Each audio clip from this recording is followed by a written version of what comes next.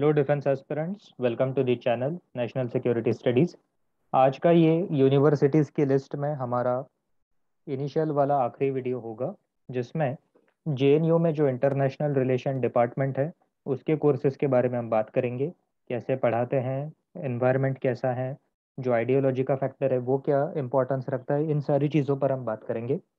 तो थोड़ा लंबा हो सकता है वीडियो, क्योंकि हम इंटरनेशनल रिलेशंस और जो सिक्योरिटी का सेंटर है यहाँ पे, नेशनल सिक्योरिटी का सेंटर, उस पर भी हम बात करेंगे। तो सबसे पहले मैं आपको बता दूं कि अभी मॉडर्न एजुकेशन सिस्टम में एक यूनिवर्सिटी के अंदर जो पहले हम बोलते थे कि डिपार्टमेंट्स हैं, आजकल स्कूल शब्द का इस्तेमाल होता है। तो जैसे पहले होता था डिपार्टमेंट ऑफ नेशनल सिक्योरिटी, आजकल बोलेंगे स्कूल ऑफ नेशनल सिक्योरिटी या school of international relation studies. School का बेसिकली मतलब ये होता है कि उस सब्जेक्ट से जुड़े जितने भी और छोटे छोटे सब्जेक्ट्स हैं, जैसे अगर आपको इंटरनेशनल रिलेशन स्टडी करना है तो आपको इकोनॉमिक्स, पॉलिटिक्स, ज्योग्राफी ये सब भी पढ़ना है। तो ये सारे सब्जेक्ट एक डिपार्टमेंट के तहत इन्होंने ला दिए और उस बड़े डिपार्टमेंट को फिर स्कूल बोला गया। तो सबसे पहले जेएनयू की बात कर लेते हैं। जेएनयू का जो एंट्रेंस टेस्ट होता है वो नेशनल टेस्टिंग एजेंसी कंडक्ट करवाती है। जेएनयू डबल ई उसे कहते हैं। और जो हमारा फोकस है वो इस बात पर है, स्कूल ऑफ इंटरनेशनल स्टडीज़, यहाँ पर आप देख सकते हो।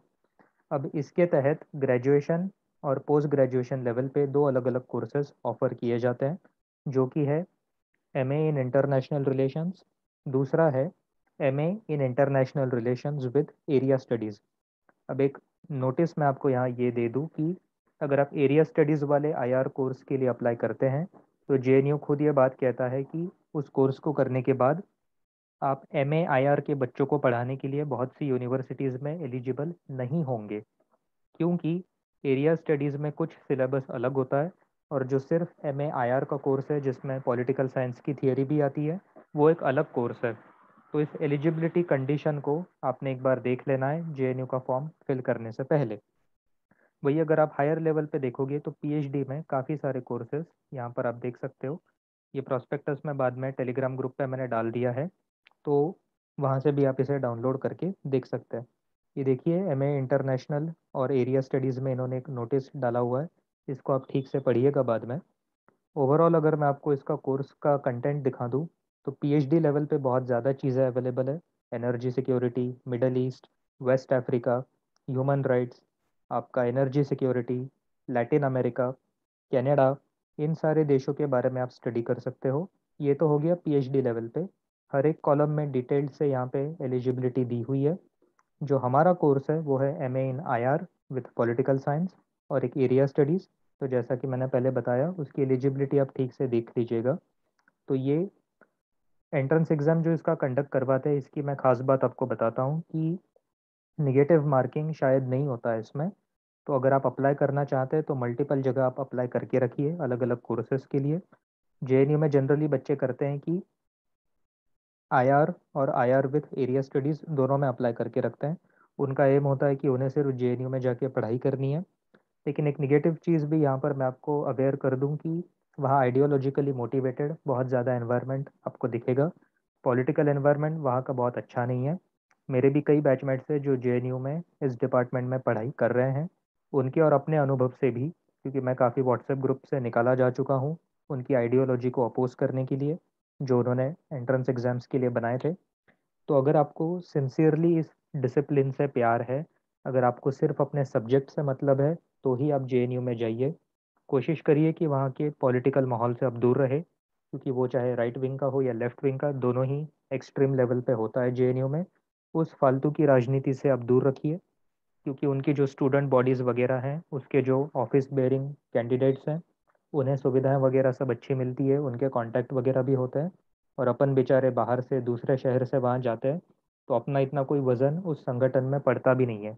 तो उस आइडियोलॉजी और फालतू की नारेबाजी को छोड़, अगर आप सिर्फ अपनी पढ़ाई पे ध्यान दोगे तो मैं कहूँगा कि जेएनयू बहुत अच्छी जगह है पढ़ाई करने के लिए। प्रोफेसर अगर आपका नहीं मान रहा है, उसको अगर पर्टिकुलर टाइप का ही आंसर चाहिए तो लिख दो। मैं तो यहाँ तक कहूँगा कि right in the answer paper what the professor wants once you join the course. लेकिन अपनी ओपिनियंस, अपना एक थॉट प्रोसेस आपने खुद डेवलप करना है। ऐसा नहीं होना है कि जेएनयू जाके वहाँ के माहौल में आप रंग गए और अपना ओरिजिनलिटी आप खो बैठे, ये गलती मत करना।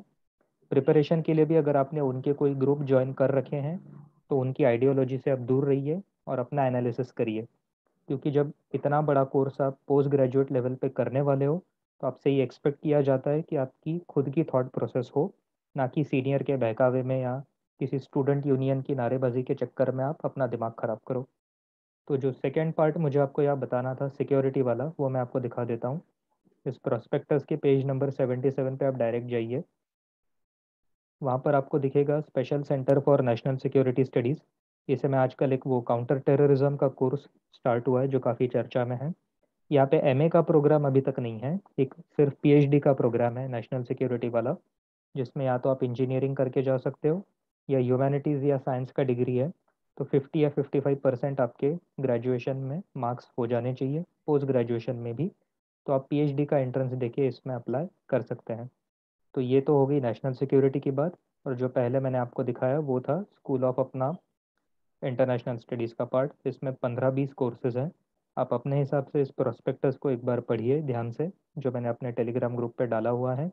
और यदि आपका कोई डाउट है तो नीचे कमेंट सेक्शन में आप ज़रूर हमसे पूछिए, I will be happy to answer. तो इस वीडियो को अभी हम एंड करते हैं क्योंकि हमारा आखिरी वीडियो था इस सीरीज़ का। आगे आने वाले वीडियोज़ में हम एग्ज़ाम के प्रिपरेशन के बारे में डिटेल में बात करेंगे। जय हिंद।